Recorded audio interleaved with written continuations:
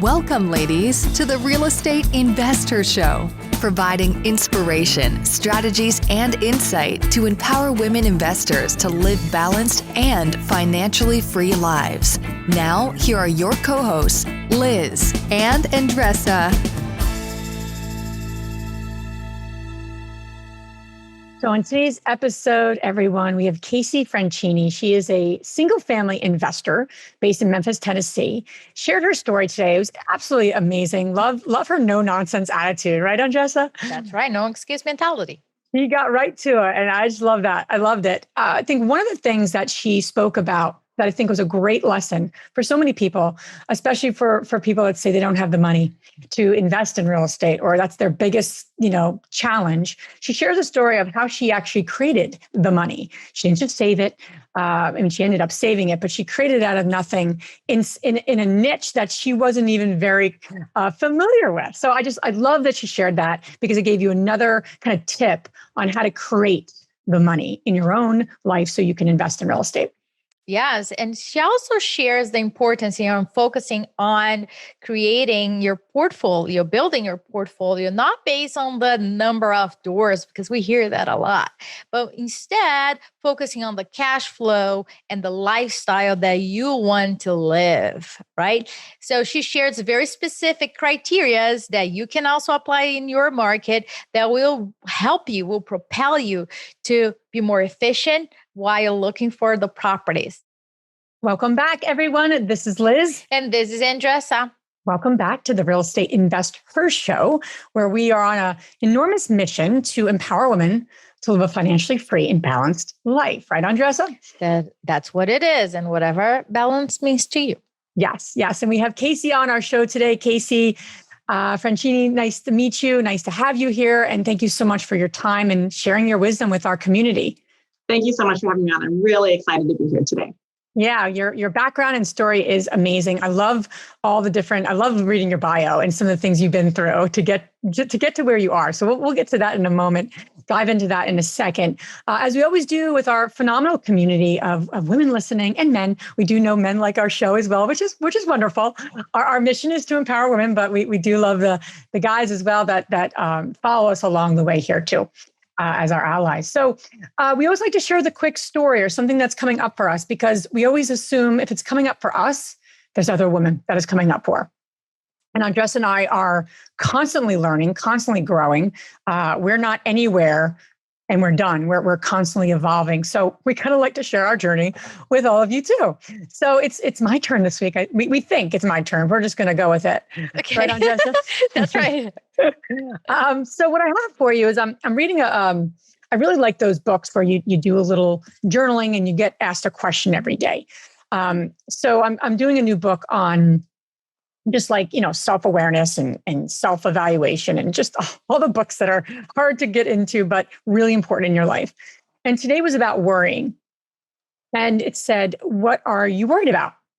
And I listed like 15 things on the paper. And I'm like, wow, that's a lot. I didn't realize I was worried about that many things. And then the next question says, take one, because you can't worry about everything. Take one and brainstorm 3 possibilities for that worry. So I did that. And then like the possibilities were kind of empowering, right? They were kind of like, they weren't like even worst case scenario. They were like, what if this happens? What if that happens? What if it actually works out much better than I think? So, that exercise got me thinking about, and I stood back and I go, I worry a lot. And it's interesting, right? Because worry, I've always heard it. And I like to remind the women listening, and I'm not the only woman that worries a lot, I'm sure. I may worry more than some, but I think there's a lot of women who worry about things that are never going to happen, quite honestly. And there's a quote that I want to just mention is that worrying is like a rocking chair. It gives you something to do, but it doesn't get you anywhere. And I just love that. And I reminded myself of that this morning. And I almost want to take all my 15 and just brainstorm all the possibilities and just release them. Because in doing that, I felt a little better and I felt a little less heavy on the worrying. So just wanted to share that with the women listening, because I know there are women that also worry. about lots of random things. I don't know if I'm just the only one, but I wanted to share No, that as you're the only one. I'm the only one. World. Yes, I don't know what that means. I think that the point here is that you are sharing it.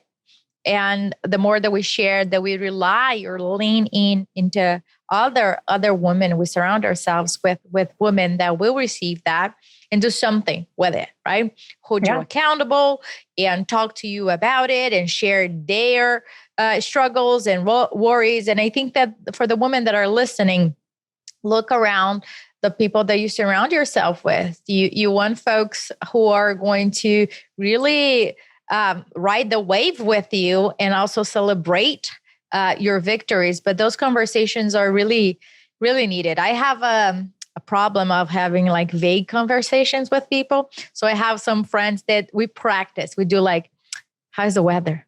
Because I go like, okay, let's go deep and just talk about it. And I think that that's necessary sometimes.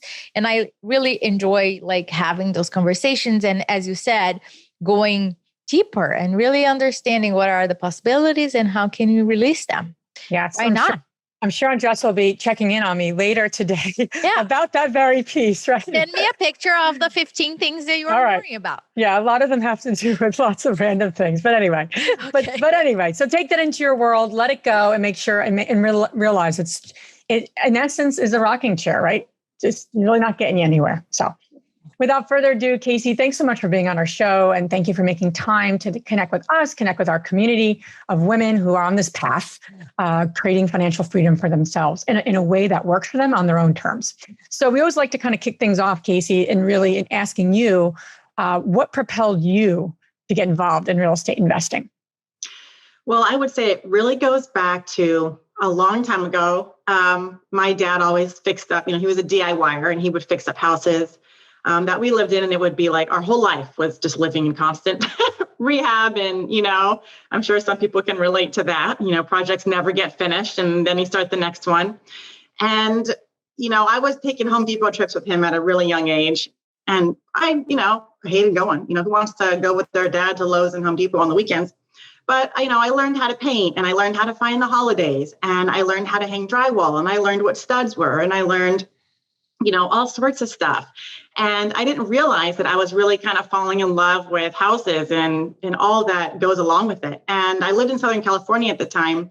And as I got a little bit older and I started driving out there, they allow open house signs on the corners. Now out here in Memphis, they don't. You got to know when there's an open house and where, because they don't allow directional signs. But in California and SoCal, they did. And I would just go to every single open house all the time. There was tons of open houses, signs everywhere. I would go to them all. And out in, like Corona, Temecula, those areas, which were far from me, they were doing a lot of new developments. And I would go to all the new builder homes and I would go, I'd go to the same new builder model homes multiple times. And I would drive hours to try and find all the model homes. I just loved houses. I loved seeing them. And when I went to college, I got my degree and all that, and I got my real job. Didn't last long. And then I said, you know what? I really hate this hour-and-a-half commute that I'm driving to Newport Beach. And then I'm crying on the way home because the job is hard and they're asking a lot of me. And this sucks, So, what do I really love? What's going to give me validation? I wasn't married yet, but I knew that I wanted to be married. I knew that I wanted kids. But I also knew that I didn't want to waste my degree. And I went to school for, kindergarten through college. We want, as women, I feel like I don't want to just be a stay-at-home mom. I don't just want to be the homemaker. I still want to provide and all those things too. So I wanted the best of both worlds. And at the time I thought, well, I want to be a real estate agent. I love houses. I know how to rehab from my dad. I've been to every brand new build from, where I lived to San Diego. So I went and got my real estate broker license. And I thought in case I want to use it to open my own brokerage someday, I didn't just get the salesperson one. And so I started, I tried being a listing agent for, Orange County houses. Well, when you're really young looking, especially I look young now, and I'm 39, But when I was younger, I looked really young. And so it was really hard for me to get listings, $1 million listings, when people are 50 and 60 years old when their agent, looks 18. So that was hard for me. I got some, but it was a grind. And I found my niche working with real estate investors because they would let anybody find them a house. They're like, I don't care what you look like. If you're an alien, if you bring me a good deal, then I'm the line. That's so true. That's so true. Yeah. Yeah. So I started working with real estate investors. And since I knew the lingo and I knew, how to rehab stuff and I knew what things were, they were kind of a surprise, like, oh, you understand what installation means. You understand, also, these words that, most women and girls wouldn't know. So I was driving all over to the desert, to Los Angeles, to the beach areas, trying to find flips. So there were rentals in SoCal, that didn't make sense even back then in early 2000s, but flips were super common. And I was like, just in awe, like, wow, how are these guys, buying these $700,000 houses, all cash that are dumps, fixing them up and selling them? Like, how are they getting this money? And that I still didn't figure out for a while. But I knew that this is what I want. I don't want to be an agent. I want to be a real estate investor. Forget driving around showing buyers 3,000 houses and they never buy with me. Like, I want to be an investor. And so in 2013, my husband got a job offer in Memphis. Never wanted to move there. I thought, that's gross. I don't want to go live there. There's no beach. How can you take me from my beach? But it was a great opportunity for him. And, California housing prices were expensive. And, at the time I was like, well, we can't afford, a $500,000 starter condo. So we moved to Memphis. And, before I moved there, I was doing the research. And then when I moved there, I thought we were going to be rich. I was like, oh my God, there's houses for $10,000. I'm going to buy them all up. It's going to be like Monopoly. I'm not pass and go without buying every house on the street, and this is it. We're going to buy rentals. And, but then when I went to the houses, I was like, oh, get me out of here. Where's my bulletproof vest? What was I thinking? And so I decided that I needed to save some money, to buy something nicer. But that's, how I got started real estate. It kind of started at a young age and just kind of grew from there. So walk through your first deal as a real estate agent. Not as an agent, as an investor. Because I don't quite remember that one. Don't forget, let's not even spend time on that. As an investor, was it a rental? Was it a flip? Walk us through. And most important, what do you know now that you didn't know then that you could, save and share here with us and save people's time and money? Sure. So the first property was a nice B-class neighborhood. I didn't want to be risky and buy in a neighborhood that I wouldn't live in myself. Who knows, right? First investment property, push comes to shove, whatever, could I live there? And that was, I wanted a super uber safe investment for my first one. I didn't want to be risky. I didn't want anything to be too crazy. I wanted a good neighborhood. I didn't want anything on a major street. I didn't want it, next to the freeway. I wanted an excellent location, good schools, desirable area. I think that buying something really safe is really important for the first one because it's really going to set yourself up for success, or it's going to ruin your love of rental properties and you're going to never want to do it again.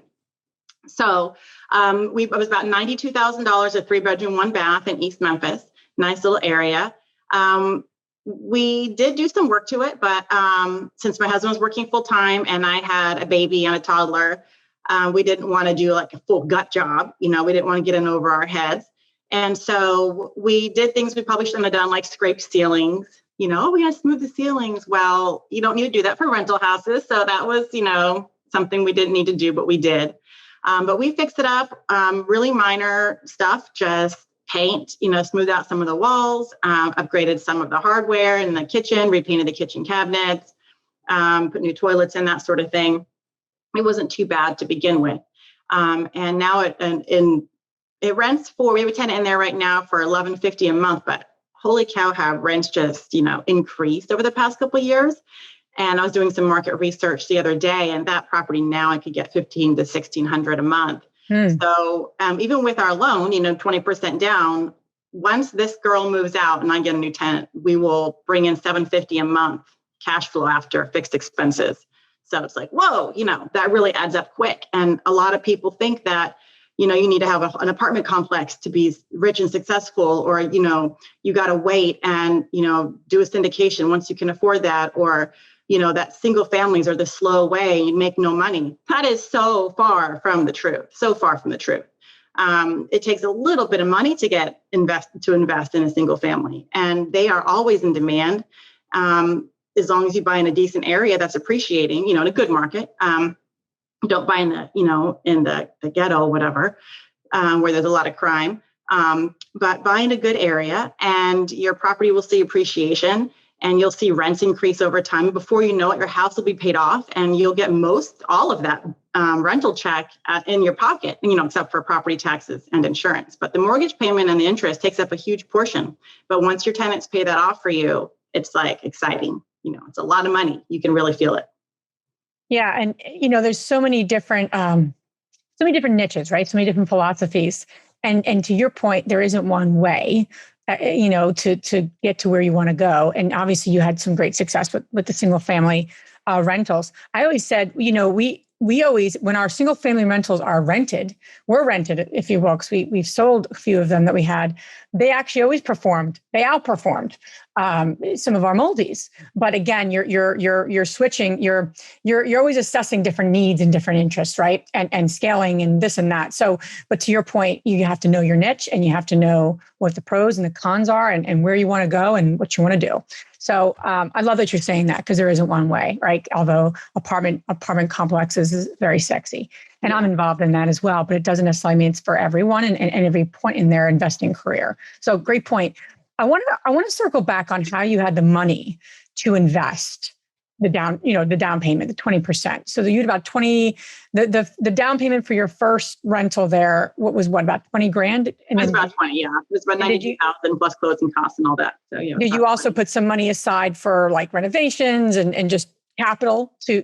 We had that, we never had that. Okay. I would never recommend going down to the penny on any purchase. Sure. So we had money, but I wanted to make sure that, the chunk that came from the down payment was not from our initial, that it came from somewhere else. And I love that, because we hear so much, for us, right? Private, you can do creative financing, you could do seller financing, you could do private money, or you just have the money. But your strategy of what you did on Etsy was really brilliant. And I think there's a lot of value. You created that money. So can you share a little bit about that? Because I think that's a great strategy for women to hear, and to get resourceful when you don't, because people are always like, I either have it or I don't, or I have to go find it. Those are all true, but you created it and you did that. So share a little bit about how you came up with that money. Sure. So like I said, my husband and I moved here in 2013. We bought a fixer upper. We're still fixing it up. It's 2021 and we're doing the kitchen finally 8 years later. It was in desperate need of a rehab. It was falling apart. Dangerous kitchen. So we didn't have we didn't have a lot of money to put down on a rental property when we moved here, and I wasn't working. I had a 3-week-old when we moved to Memphis and a 2-year-old, and we knew nobody. We moved here. I had no friends, no family, no potential job opportunities. I didn't really want to go work at Starbucks and put my kid in daycare. This is the whole reason why I moved to Memphis, was so that I could stay home. But I also want my cake and eat it too. And I wanted a rental property. And my husband's like, well, okay, Casey, well, I want that too. That sounds great. I'm on board, but you need to figure out a way to come up with the money. And I'm like, oh, why do I got to do it? So I wasn't going to take no for an answer. And, he's like, well, we could just save up for, and then, maybe in 5 years, we'll have enough money saved for that. I'm like, 5 years, no way. I want this now. So I said, okay, well, I've got to figure something out. I'm not taking no for an answer. So I said, well, what can I sell? I've got to sell something, right? I don't want to mow lawns. So what can I sell? And I thought, well, what am I good at? What things do I like to do? Well, I like to do crafts. What girl doesn't like to do crafts? I got glitter and all sorts of stuff. I said, well, no one's going to want to buy my crafts. So what else could I do? And I thought, well, let me go look on Etsy and see what other people are doing, because that's a handmade shop and I've never even bought anything on there before, but let me go check it out. So I went on there. I'm like, okay, this is pretty cool. How are people doing this? Because, they're making all sorts of handmade things. A lot of them look like they're very precisely done. And I'm like, was this done by hand? And I decided that I needed to get something to help me because I can't draw. I'm not really creative, and my crafts, nobody would buy. So I'm not an artistic person. So my husband said, look, Casey, why don't you buy a Cricut machine? You guys, some might have heard Cricut, silhouettes, little die cutting machines. You'll see people make birthday shirts, or they make those little tumblers with their monograms on them, their cups. And he's like, why don't you buy one of those machines and it will help you, because that way you can design it on the computer, the machine cuts it out and you don't have to be good at drawing. And I was like, but Blake, I'm like, that's $300. Plus I got to buy materials and all that. What if I don't sell, enough stuff to make my money back? He said, Casey, if anything, you will gain a new skill. He's so awesome. If anything, you'll gain a new skill and you'll be able to make stuff for the family. And I was like, okay. So I bought the machine. I was kind of freaking out. Never started an Etsy shop before. Opened my Etsy shop. And I started selling handmade things on Etsy and local resale sites on Facebook groups. We do porch pickups. And I would sell little things from like $5 to $50.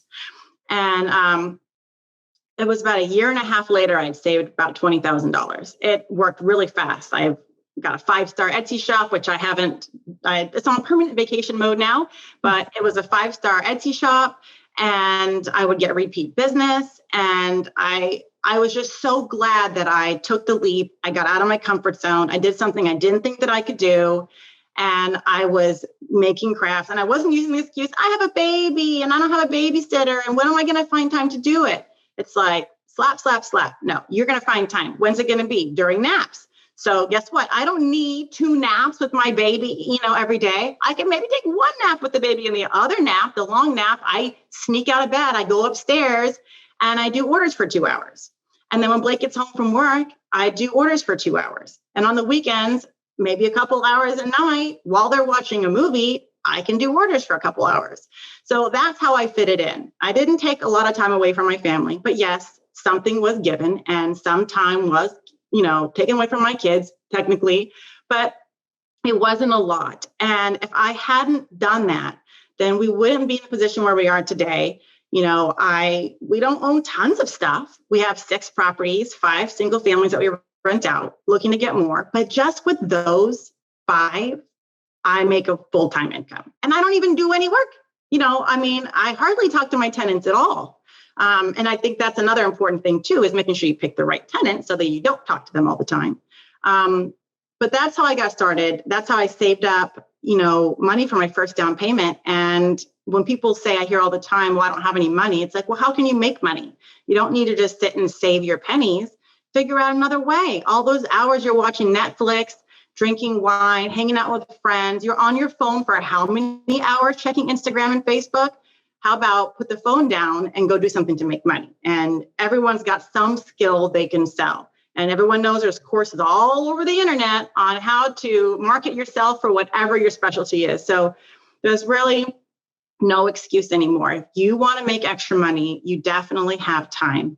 Yeah, I think that the one thing is having a no excuse mentality, right? If you don't have that, then you can start a list and go on and on about the reasons why you're not able to achieve it. So for those of you that are stay-at-home moms with little ones, or you have a full-time job, focus on the before and after hours. And most important, what is the support that you need in order to create that hours? Like not how I'm going to do this. Like, who do I need support from in order for me to get those 2 hours a day? Guess what? 2 hours today is better than 0 hours yesterday, right? And as Casey was saying, it accumulated and she was able to raise that money. So Casey, from your first properties and then scaling it, you mentioned about the tenants.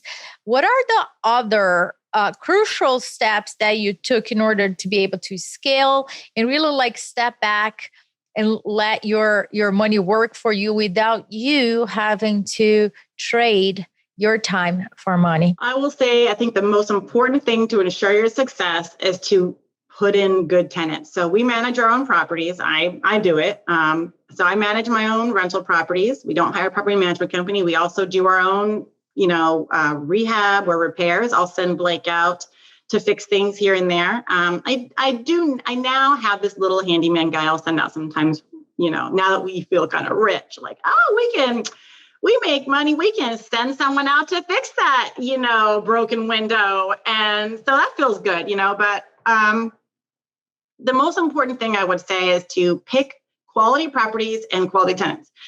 Like Liz was saying, there are strategies up the for investing in real estate. There are all sorts of things, but that doesn't mean that one person's strategy is better than another. It's what is best for you and your lifestyle. So many people get hung up on doing the Burr method or scaling so fast and getting 20 places a year. But is that really what you want for your lifestyle? And you got to think about it. And for me, I didn't want that. I want like zero stress, no work. I just want to set it and forget it.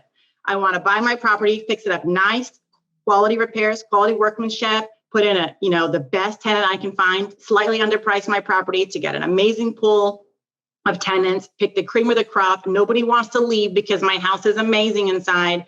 And I give the best customer service because being a landlord you're providing customer service. You gotta be quick on repairs, always answering the phone calls, always being available, being understandable, being fair, doing all of those things. And you'll get tenants that don't want to leave. And to me, that's the key to success. You want to limit tenant turnover. You want people to stay because when, people want to nickel and dime and raise the rent $20 or $30 a month. Well, once your tenant moves out for that month, because they're like, they found a better, cheaper place, that might be $1,000 you lost. Well, how many months of $30 does it take to reach $1,000? So I'd rather not do that sort of rent increase and just let the person stay. And as long as they're taking care of my property and they're paying me on time and they're not causing a lot of issues, it's smooth sailing and I don't have to talk to anybody. And I don't have to really technically do landlording stuff.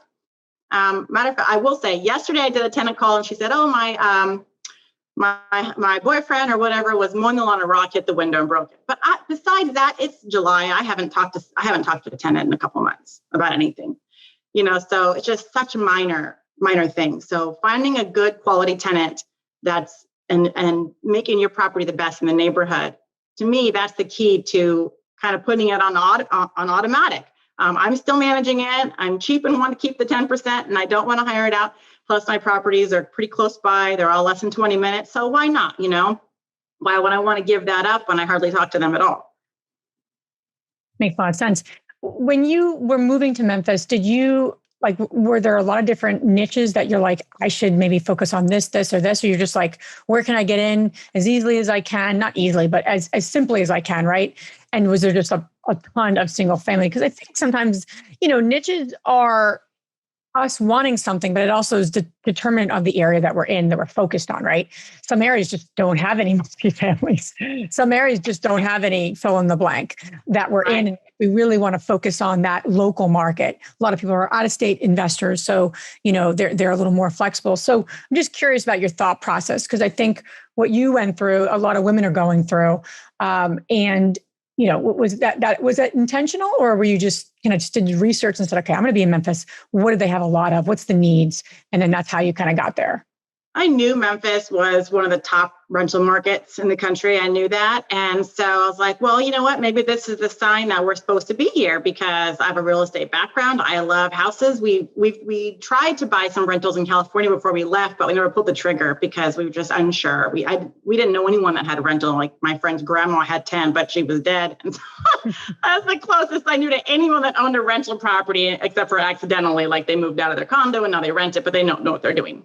So I knew that Memphis was a good real estate market. I knew that I wanted to buy single family because they're always in demand. And I knew that it was the safest investment for me over, apartments and that sort of thing. And honestly, I wasn't familiar with commercial real estate, 5 units and up.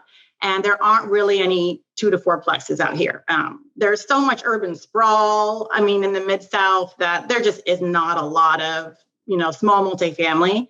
And I didn't want that anyway, because I like the higher rent price, and a higher rent price to me equates a better quality of tenant with a higher credit score and a better paying job and higher education, and they're going to take care of my house better. So to me, I like properties with no less than $800 a month in rent. And I wouldn't really get that if I was getting a small multifamily. So I never even looked at them. And there are a few, but they're in the downtown area, and they're either not nice at all, they're like, ugh, or they're really expensive, because they're right next to all the cool stuff. But I love what you're saying, Casey, because so many women we talk to, even in our community or in our meetups or our membership or wherever we're talking to women, it seems as though they don't have their criteria clear. And there's a lot of value and a lot of quickness you can move on when you're clear. Like you just laid out all the kind of your criteria. It was very succinct. It wasn't like it took a long time for you to say this to us. It was like boom, boom, boom, boom. So you were clear. And I think there's such freedom that comes from that, even in a market like now, because so many people are compromising their criteria, are just kind of going with the flow or going into something new because they think they need to, or just fill in the blank because they feel pushed. They feel like the market is oversaturated in terms of price, which it is in a lot of ways. And they feel forced to make some wrong calls. So I love that you had very, very specific criteria, even in an area that you really didn't know very well. You did your research, but you were moving into. So I really like that. I really like that you were like, bullet, bullet, bullet, bullet. This is what's going to work for me. And then you kind of went in with that kind of confidence. That had to have helped. That had to have propelled you. It did. And honestly, having really specific criteria is really important. I know a lot of aspiring real estate investors that when they message me on Instagram or they email me, it's, well, I want to buy anything that's a deal, anything that's a deal. Right. And I'm like, what? No, you know. No. Don't do that. Don't do that. I'll get the message, a screenshot of someone selling a house in some random place that they saw on Facebook, and, they're putting it for sale. And should I buy this? I'm like, well, do you even know where that's at? Do you know anything about the property, the area, location? I mean, no, don't. The more specific your criteria is, the easier it is for you to spot deals, the less work it's going to be to find a good property that's going to make you money. And the biggest thing, you will feel confident in your decision to pull the trigger and buy something, because you will know that property is going to make you money. Why? Because you know what all the 3-bedroom, 1-bathroom brick homes in Memphis go for. You know what they all rent for in all these different areas. You don't have to go do research every 5 minutes on, because now you're looking at a fourplex. Now you're looking at, a 2-story home in a different city that's a stucco house. Just really, I mean specific. I do, 3-bedroom, 1 or 1.5 bathroom houses that are under 1,500 square feet with no pools, no fireplaces, single stories, if I didn't say that. I love a garage, but they don't have them, and that's normal. And I always look for room for, immediate added value that I could create. A lot of times out here, because these houses are built in the 50s, they didn't really have dryers, they would line dry their stuff. So the washing machine's in the kitchen with the dryers outside in this carport sort of deal. And I like to figure out if I can bring that dryer in or create a laundry room, because that just increases my rent and increases my property value right away. And a lot of people don't want to deal with that. But for us, it's not that hard. We've done that. So finding added value and making your place better. There's a lot of 1-bathroom houses that there's 2 closets in the bedroom adjoining, and you can take one of those closets and turn it into a half bath. And now you've just made a 3-bedroom, 1.5 bathroom house. So looking at things from that perspective, but really knowing your niche, your exact type of house that you look for, putting it, in your downloading the realtor.com app, which is what I, encourage all my students to do. Download the realtor.com app and have your specific criteria in place. And every single day when there's a new property, whether you're in the market to buy or not, look at it, see it, notice the ones that come back on the market. Why did they come back on the market? Was it overpriced? Did they have blurry pictures? What's the deal? So really understanding your exact criteria, property that you're looking for, and being able to spot it everywhere. Driving down the street, you can say, oh, that house would go for this much money. That house would rent for this much, assuming the inside condition is X. I think that having your specific criteria is important. And I do smile when I hear any deal, I'll buy any deal. It's like, no. No, you don't. And one thing that Liz and I always like keep pounding on it is that you shouldn't be looking at any house inside if you don't know the market, right? The market comes first and then the outside second, and then the house third. So we see a lot of people wasting a lot of time because you're doing the opposite. Now you want to fit the house that you really liked it into a neighborhood that does not fit your criteria. And for the ladies that are listening, the criteria itself, you can get a lot of information from realtor.com, Trulia, Zillow. It's public information. You can research what is working, what is most common in your area. We have people listening from different countries, but in the US, the criteria changes, right? So what works over here in Philadelphia might not work in another city in the Midwest or whatever you are. So make sure that you research what's common. Is it 2-2-1, 3-2-1? What is it? Is it garage important, not existent, right? South Philadelphia, garage is like super rare, but it's important to do that. And a quick plug, the Real Estate Investor, we have a free membership where Liz and I recorded very specific modules, on-demand modules for people to go there. And those are what we believe are the first steps you should take when thinking about starting in real estate. So check it out, therealestateinvestor.com/membership, and it's free. You can just join in and watch at your own leisure. So Casey, moving forward, what is in the pipeline for you guys? Where is your head going?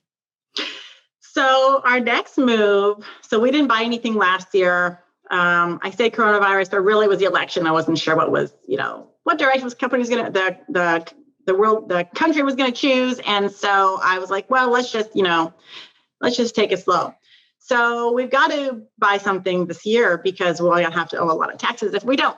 So our new thing now is we want to buy an out-of-state lake house and double it as a vacation home / Airbnb. Mm-hmm. And, especially with COVID, and I have 3 kids, 2 of them were home from school an entire year last year, and we all wanted to pull our hair out. And that was the motivation for me to start looking at other things we can do. And, you don't want to buy luxury things, right? You want to make sure your assets can pay for them and all that stuff. And I said, well, how can I increase my lifestyle, but also make money? I don't want to throw money down the drain. So we're looking for a luxury sort of lake home in the Hot Springs, Arkansas area to double as an Airbnb. So we've made a few offers. We got accepted on one, pulled out because the neighbor's dog was not going to work out for reviews. But that's what we're doing now. And then also looking around Memphis area more for regular long-term rentals. But my husband and I, we really love the quality of the rentals that we have. We love the low stress, low maintenance, high quality tenants. And we've been looking more in the B to not A-class properties, but very desirable properties that maybe they're in the $300,000 range for a family house, but they would rent for $3,200 a month because people want to be in a certain school zone, and appreciation would be amazing as well. So we're kicking around that idea too, is, because to me, it's not quantity.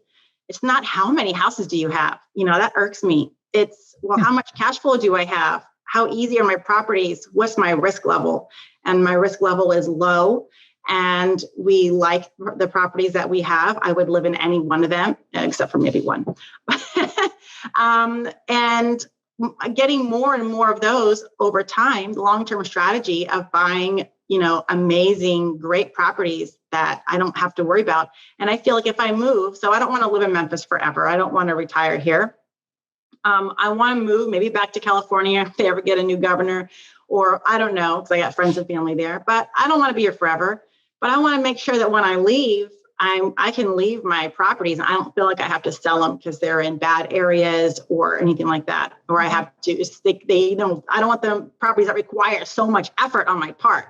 Which is another reason why I never wanted to do like an apartment complex sort of deal, even a small complex, because I'd have to, that's a lot of work. Even if I have a property management company, I just don't want that. I want no work. I want to set it and forget it, like I say. So our immediate thing this year is buying a lake home and also buying a rental or two around the Memphis area, maybe in some of the surrounding cities that are more B minus, B plus sort of properties. Yeah. And I love what you're saying too, Casey. I don't think my husband and I did that when we started, had like the long-term vision in mind. We kind of got a little more wrapped up in the now, right? What will this cash flow today? What can we do now? Because we were just anxious to get into the market. But we ask those questions now, right?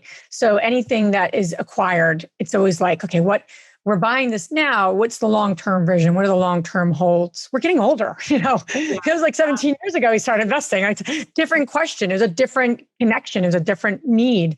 Not that I'm like 95, but still I'm getting older and we're not gonna be around forever. So I think women listening, it's really powerful to say, okay, I'm buying this today. Would I, based on what I know, buy this and would this work in my 5-year vision? And we need to think that way. We don't always, our 5-year vision is going to evolve. It's going to shift, it's going to change. Things are going to pop up. Our lives change. But I think not enough people ask those questions, and they make purchases on like the now versus like the future too. And that real estate is not, that's one of the biggest downfalls of real estate, right? It's not liquid. You can't sell it tomorrow. It's an asset. It takes time. It's a physical asset. So it's not as easy as just, we're selling that tomorrow. Okay, bye-bye, property. It just doesn't work that way. Sure that weather is any storm. You want to make sure you're getting cash flow. So don't ever just buy for appreciation. In my recommendation, I wouldn't buy this for appreciation. When I lived in California, in Southern California, the investors were buying for just appreciation. They were taking on negative cash flow. They would have a mortgage of $2,000 a month, and they'd only be bringing in $1,500 a month in rent, and they're paying $500 a month, for someone to live there. Plus, they got to pay for repairs. They're like, oh well, yeah, but in a year, it's going to be worth an extra $50,000. So that's the way those kind of markets work. But it's also risky. And what if the market crashes? And we all know what kind of market we're in right now. That it's who really knows. So as long as you buy something that definitely gives you positive cash flow every month, then you'll be able to weather any sort of market dip or downturn, because the market always comes back up, just like how in, the last market crash of 2007, 8, 9, people thought, oh, we'll never get prices this high ever again. And we're already past those prices. We passed those prices a couple of years ago. So the market will go back. So buying something with immediate cash flow now is important, but also with appreciation. You don't want to buy in an area where people are moving out of. You don't want to buy in an area where crime is getting worse and your property values are going down. You want to buy an appreciating area, meets all the criteria, crime rate, schools, close to jobs, even maybe in a revitalization area if you're trying to get into a lower end market.